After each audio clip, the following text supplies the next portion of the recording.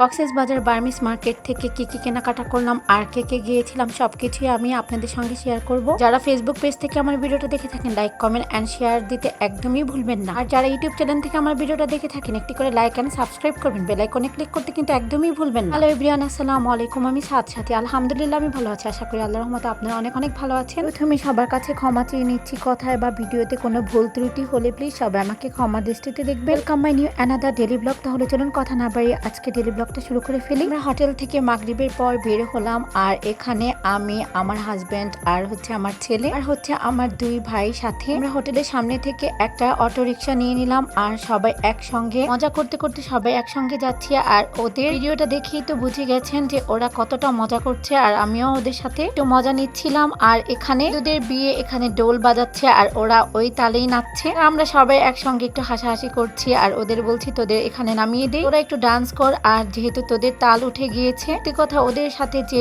অনেক ভালো লেগেছে। ওরা আমাকে অনেক শিয়েছে আর ওরা যাই কিনেছে আমাকে সাথে নিয়ে কিনেছে। সবাইটা ভালো লাগে আম্মা জান আর কোনটা ভালো লাগে আপু, মোট কথা যা যা সবাই কেনাকাটা করেছে তো আমাকে সাথে নিয়ে করেছে আর আমার পছন্দ মতনই সবাই কেনাকাটা করেছে। আলহামদুলিল্লাহ আমার ভালোই লেগেছে। এই তো আমার ভাতিজা একটু ভাব নিচ্ছে, আমাকে বলছে যে কাকি আমাকে একটু বেশি করে ভিডিও করেন, যেহেতু আপনার ব্লগে ছাড়বেন তো আমাকে একটু বেশি করে ভিডিও করেন। আমি বললাম যে আমি তোদের সবার ভিডিও নিয়েছি, এখানে যদি কোনো মেয়ে তোদের পছন্দ করে তাহলে কিন্তু আমাকে কিন্তু কিছু বলতে পারবি না। আর ওরা আমাকে বলছে তাহলে তো আরো বেশি করে ভিডিও করেন। দেখুন কি শয়তান পোলাপান, ওদের সাথে দুষ্টামি করলে ওরা উল্টা আমার সাথে দুষ্টামি করে। এই দুষ্টু পোলাপান রে বাবা। তো যাই হোক, ওদের বললাম যে দুষ্টামি ফাজলামি রেখে এখন কি কেনাকাটা করবি সেটা কর, আমারটা আমি করি। আর ওরা তো যাই কেনাকাটা করে একটু পর পর সে আমাকে ডাক দেয়, ও আমাকে ডাক দেয়। কি করব, সবার কাছেই আমার যেতে হয়। আর তার মাঝে আমিও কিছু কেনাকাটা করি। আপনাদের ভাইয়াকে বললাম যে তোমার যা পছন্দ তুমিও কেনাকাটা করো, আমিও দেখি। আর ওদের সাথে আমার একটু থাকতে হয়, কিন্তু ওরা আমাকে ডাকছে যে